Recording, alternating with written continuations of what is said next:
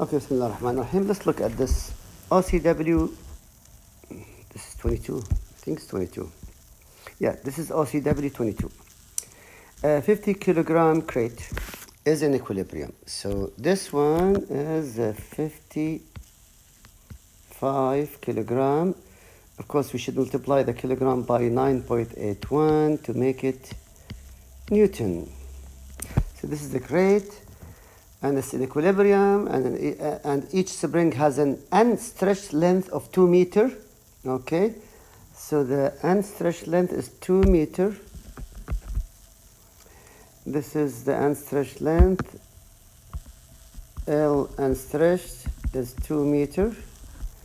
Stiffness is K is 780. X1, this is 11 meter. Y1, this is 4 meter. Z1, 9 meters. Okay, what is needed here to find the unit vector OC? Unit vector OC.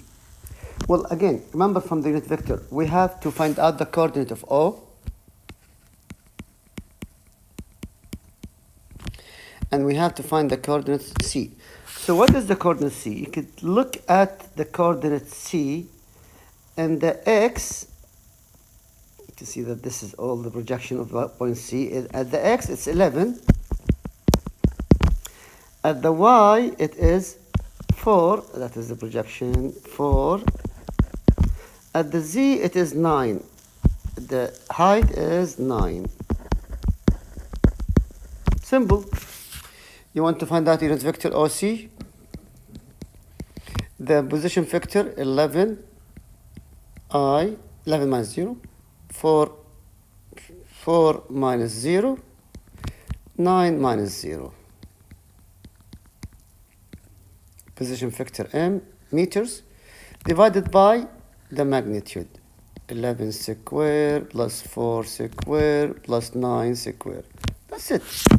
You could fill up these things from, once you find out the I, 11 over square root of 11 square over 4 square over 9 square. So you could find the unit vector OC easy. Now, what is the tension OC? What is the tension OB? What is the tension OA? The same procedure we did for OCW 21. You have to find out the summation of forces at X equal to 0.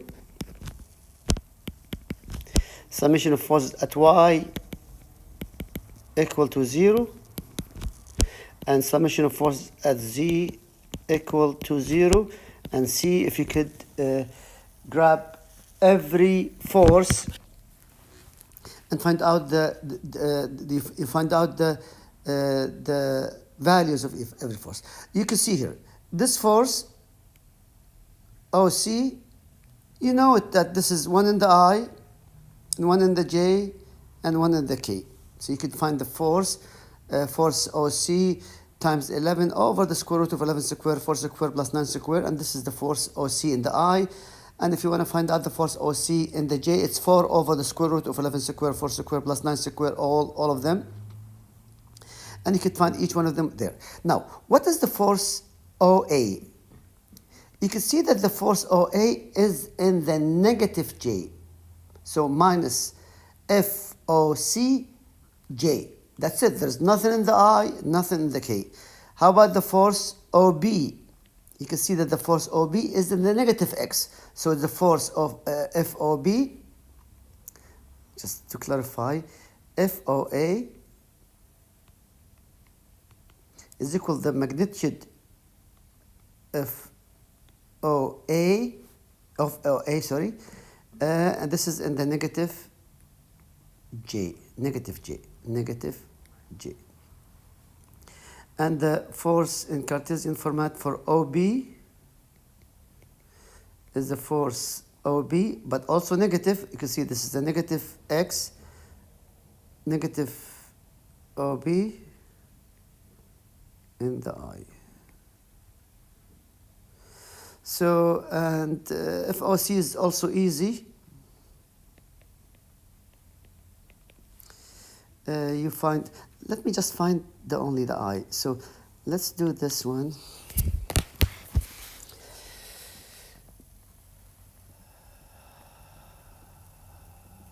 Eleven square plus 4 square plus 9 square, all of them under the square root, and this is 14.8. So this is at the bottom.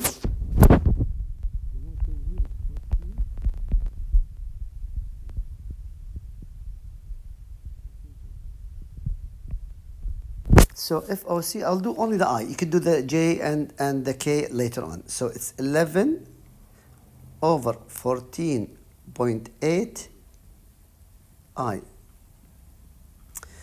Just finish it. Plus 4 over 14.8 J. And also plus 9 over 14.8. Okay, the whole thing is in, what is the forces? Newton, of course, Newton. So you'll have all the forces, and you could sum all the i's together equal to 0, and sum all the k's together. But of course, there's also another load. This load,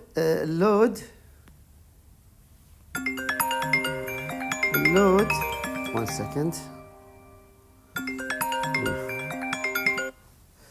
Load,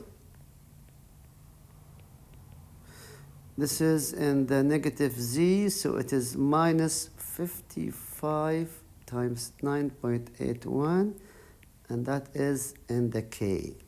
That's it. You just sum up all the i's together equal to 0 and find out TOC, TOB, and TOA, or force OC, force OB, and the remaining of the forces. Okay, did you find OB? You could find the stretched. So the force is equal K times S. What is K? K is given 780. So this is 780. What's the unit? Newton per meter. And this is the force OB. And we could find, once you do the force OB or the tension OB from here, you plug it in here to find S. So the stretch in the spring OB is here, to be put here. And the force OA is equal K. K is the same thing, 780 Newton per meter times the strength, times the stretch. You could find the force from here, put it here, and divided by 780 to find out the stretch, and you could put it here.